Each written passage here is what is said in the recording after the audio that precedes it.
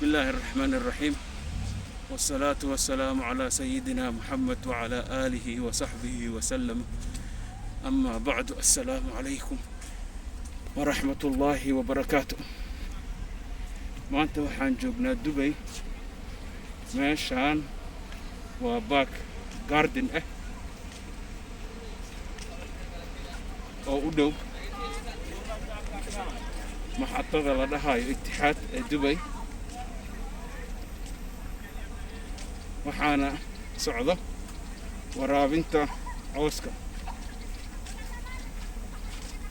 saa u jeedaan cawska waxaa lagu waraabiyaa bahalladaas, tuubooyinkaasaa lagu waraabiyaa oo inta dhex maraayo say u socdaan meelahaasay biyaha ka daadinayaan.